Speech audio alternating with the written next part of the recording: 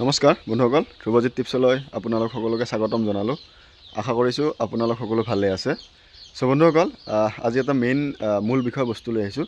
কিয়নো দেশী মুৰ্গী কেনেকৈ অতি সহজে চিনি পাব পাৰোঁ আমি, বা আপোনাৰ যিগতিকে পোৱালি এতিয়া নানান ধৰণৰ পোৱালি আহিছে বা নানান প্ৰজাতিৰ পোৱালি পায়। তো আপুনি দেশী মুৰ্গী পোৱালিটো কেনেকৈ মানে কি ধৰক গম পাব বা ডাঙৰ হ'লে কেনেকুৱাকৈ সিহঁতক উলিয়াব লাগিব, সেইটো আপোনাৰ মানে ক'ব গ'লে কথাটো এনেকুৱা ধৰণৰ।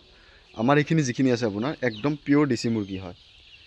আৰু এইটো আপোনাৰ পিয়'ৰ দেশী মুৰ্গী মানে কি যিখিনি পোৱালি বা যিখিনি আপোনাৰ কণী হয়, এইখিনি আপোনাৰ একদম পিয়'ৰ দেশী মুৰ্গী পোৱালিটো পাবলৈ অলপ টান। কিন্তু আপোনাৰ গাঁও এলেকাত এই বস্তুটো পায়। আৰু এই চানাটো যিগতিকে আমি নিজে প্ৰডাকশ্যন কৰোঁ, মানে মোৰ নিজৰ ইনকিউবেটৰ মেচিনত মই নিজে প্ৰডাকশ্যন কৰোঁ। তো সেইটো কাৰণে মই একদম আপোনাৰ পিয়'ৰ দেশী মুৰ্গীৰ পোৱালিটোহে মই ফাৰ্মত ৰাখোঁ। কিয়নো বাকী যদি মই ৰাখিব লগা হয় তেতিয়াহ'লে আপোনাৰ মানে কি লোকচানৰ সম্ভাৱনাটো বহুত বেছিকৈ থাকে। কিয়নো বাকী মুৰ্গীবিলাকৰ আপোনাৰ মাৰ্কেট প্ৰাইচটোত কোনো ফিক্স নাথাকে। আৰু আপোনাৰ একদম দেশী মুৰ্গীটোত আমাৰ কি হয়, এটা মাৰ্কেটত ফিক্স মানে এটা প্ৰাইচ থাকে। তো এতিয়া আপোনাৰ এইটো যিটো পোৱালি আপোনাৰ এইটো পোৱালি আজি প্ৰায় আপোনাৰ এমাহ হৈছে। এমাহত ইহঁতৰ এনেকুৱা চাইজত এতিয়া ইহঁতে গ্ৰোথ হৈছে। আৰু ইহঁতৰ গ্ৰোথৰ প্ৰতিও মই বহুত বেছিকৈ ধ্যান ৰাখি আছোঁ। যি গতিকে ধৰক মোৰ কিছু বছৰ হ'লো এইটো কামত কৰিবলৈ। তো সেইটো কাৰণে মই কিছুমান বস্তু ইহঁতক অলপ গম পোৱা হৈছোঁ।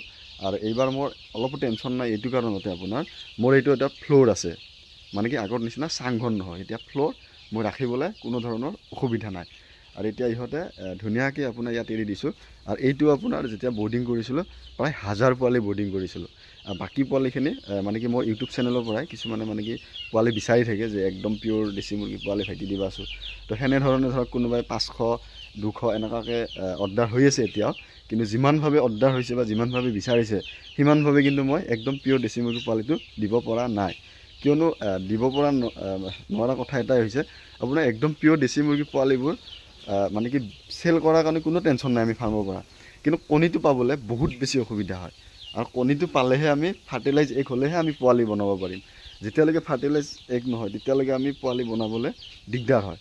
তো সেইটো কাৰণে দিব পৰা নাই। তো তাৰ কাৰণে বেয়া নাপাব, যেতিয়া হ'ব মই তেতিয়া দি দিম আপোনালোকক। আপোনালোকে হোৱাটছআপত মেছেজ কৰি আছে, মই গম পাই আছোঁ, কিন্তু মই মেছেজৰো ৰিপ্লাই দিয়া নাই। ৰিপ্লাই নিদিয়া কথা এটাই হৈছে, মানে আপোনাৰ কণীটো পাবলৈ বহুত বেছি অসুবিধা একদম পিয়'ৰ দেশী মুৰ্গী। এনেধৰণত আপোনাৰ সোণালীটো আপোনাৰ দেশী মুৰ্গী বুলি কয় বিক্ৰী কৰে বহুতে। তো এতিয়া সেই কামটো ধৰক আমি নকৰোঁ, কিয়নো যিগতিকে মই এজন ফাৰ্মাৰ হয়।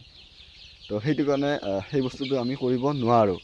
বা সেইটো কাৰণে আমি পোৱালিটো নিজে মই উঠা বহুত আগৰ পৰাই প্ৰচেছিং কৰি মই এতিয়া ধৰক কিবা অলপ হ'লেও মই মানে কি ইয়াত অলপ গম পাইছোঁ। তো সেইকাৰণে মই নিজৰ যিখিনি একদম পিয়'ৰ দেশী মুৰ্গী পোৱালি ৰাখোঁ, য'ত কি মই মাৰ্কেটত মই কোনো ধৰণৰ প্ৰেছাৰ ল'ব লগা নাই। আৰু যেতিয়া এইখিনি ডাঙৰ হ'ব আপোনাৰ প্ৰায় আপোনাৰ 4 মাহত ইহঁতে ধুনীয়াকৈ ডাঙৰ হৈ যাব। আৰু তেতিয়া ইহঁতক বিকাৰ কাৰণে মোৰ অলপো টেনশ্যন নাই, সুন্দৰকৈ বিক্ৰী হৈ যাব। আৰু দেশী মুৰ্গী আপোনাৰ এটা ফিক্স প্ৰাইচ থাকেই, চব ঠাইত আছে। এইটো অকল আমাৰ ইয়াত বুলি নহয় বা আমাৰ এৰিয়াত বুলি নহয়, চব এৰিয়াতে আছে ইয়াতে আপোনাৰ।